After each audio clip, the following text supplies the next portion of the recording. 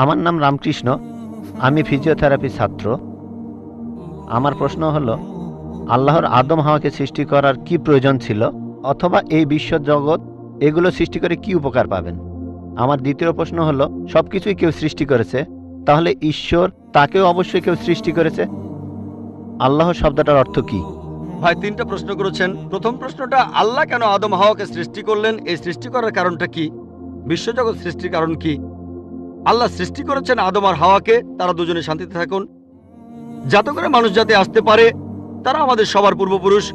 পবিত্র কোরআনে সূরা হুজুরাতের 13 নম্বর আয়াতে উল্লেখ করা হয়েছে, ইয়া আইয়ুহান নাসু ইন্না খালাকনাকুম মিন যাকরিন ওয়া উনসা ওয়া জাআলনাকুম শুউবান ওয়া কাবাইলা লিতাআরাফু ইন্না আক্রামাকুম ইনদাল্লাহি আতকাকুম ইন্নাল্লাহা আলিমুন খাবীর। হে মানুষ জাতি, আমি তোমাদের সৃষ্টি করেছি এক পুরুষ ও এক নারী হতে, আর তোমাদের বিভক্ত করেছি বিভিন্ন জাতি আর গোত্রে, যেন তোমরা অন্যের সাথে পরিচিত হতে পারো। এই জন্য নয় যে অন্যকে ঘৃণা করবে। আর আল্লাহর কাছে অধিক মর্যাদা সম্পন্ন সেই ব্যক্তি যার আছে তাকওয়া। আল্লাহ যেটার মাধ্যমে মানুষের বিচার করেন, টাকা পয়সা নয়, গায়ের রং নয়, জাতি বা গোত্র নয়, ধর্মমত নয়, সেটা হলো তাকওয়া। সেটা হলো আল্লাহকে মানা, ন্যায়পরায়ণতা, ধার্মিকতা। তাহলে আদম আর হাওয়া আলাইহিস সালাম তারা আমাদের সবার পূর্বপুরুষ। আপনারও পূর্বপুরুষ, আমারও পূর্বপুরুষ, সব মানুষের। সেজন্য আপনাকে ভাই বলে ডেকেছি। ভাই, সব মানুষ ভাই ভাই।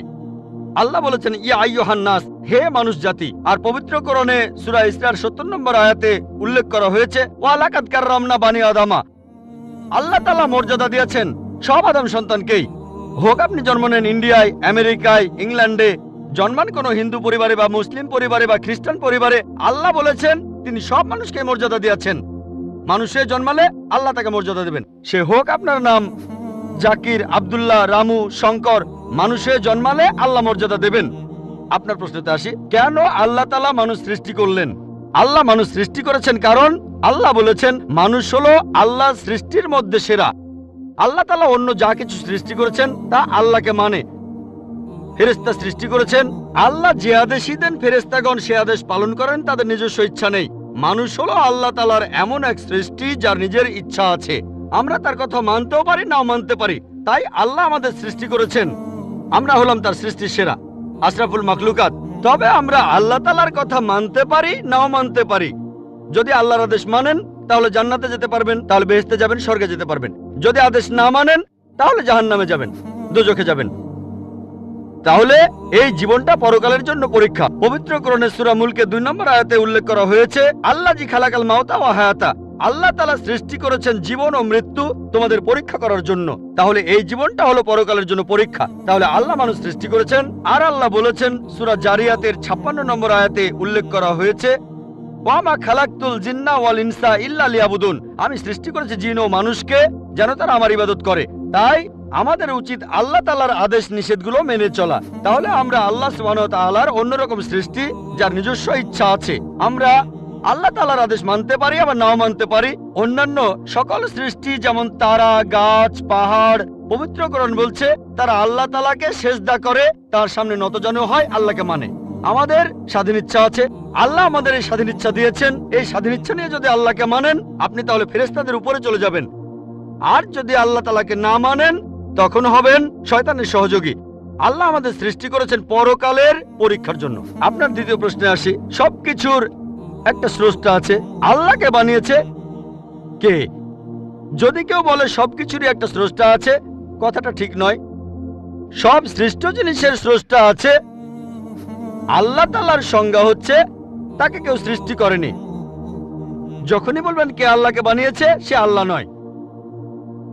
আল্লাহ তাআলার সংজ্ঞা হচ্ছে তিনি সৃষ্টি হননি। ধরেন এক লোক আপনাকে বলল যে ভাই, আমার বন্ধু জন, সে হাসপাতালে ভর্তি হয়েছে, সে একটা বাচ্চার জন্ম দিয়েছে। বলতে পারবেন এই বাচ্চাটা ছেলে না মেয়ে? বলতে পারবেন?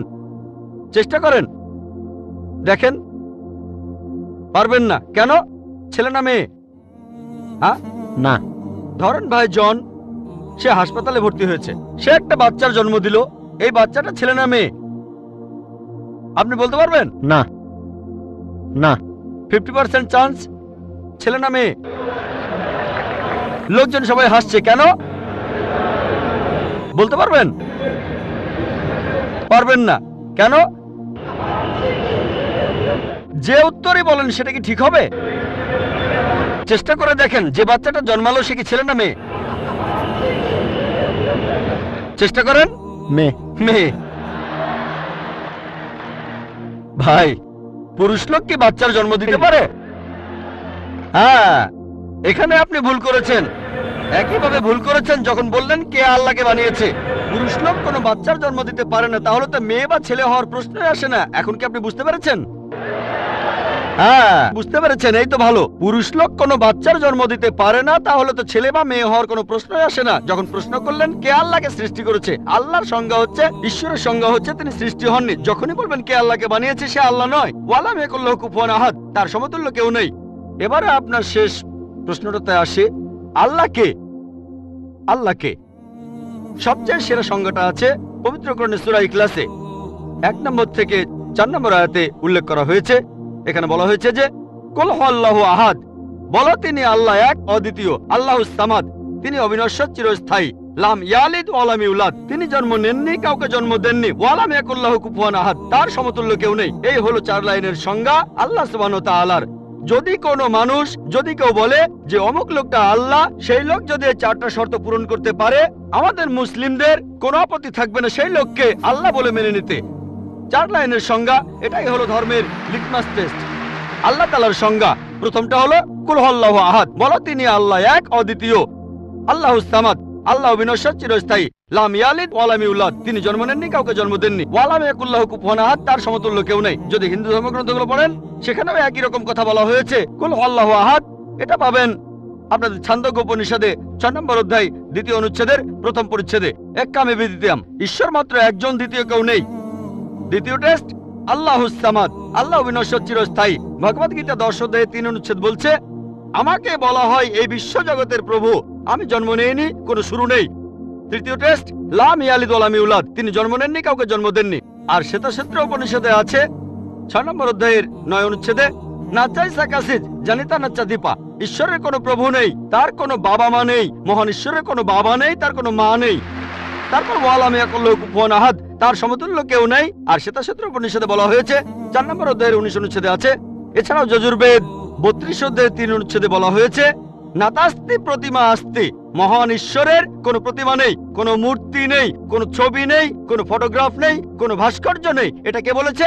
যজুর্বেদ 32 অধ্যায় 3য় অনুচ্ছেদ বলেছে একই কথা, ওয়া লাম ইয়াকুল লাহু কুফুয়ান আহাদ। যদি কেউ বলে যে অমুক লোকটা হচ্ছে আল্লাহ, যদি সেই লোক এই 4টা শর্ত পূরণ করে, আমরা মুসলিমরা কোনো রকম আপত্তি ছাড়াই সেই লোককে আল্লাহ বলে মেনে নেব। যেমন ধরেন, কিছু লোক বলে ভগবান রজনীশ হলেন মহান ঈশ্বর। একবার প্রশ্নোত্তর পর্বে এক হিন্দু আমাকে বলেছিলেন, আমরা ভগবান রজনীশকে ঈশ্বর বলে মানি না। আমি কখনোই বলিনি হিন্দুরা ভগবান রজনীশকে ঈশ্বর বলে মানে। আমি বলেছি কিছু লোক তাকে ঈশ্বর বলে মানে। আসুন দেখি রজনীশকে আমরা টেস্ট করি। প্রথম টেস্ট হলো কুল হুয়াল্লাহু আহাদ, বলো তিনি আল্লাহ এক, অদ্বিতীয়। রজনীশ কি এক, অদ্বিতীয়? সেই কি একমাত্র লোক যে নিজেকে ঈশ্বর দাবি করেছে? এরকম অনেক মানুষই ছিল, আর এই দেশে হাজার হাজার লোক নিজেকে ঈশ্বর দাবি করেছে।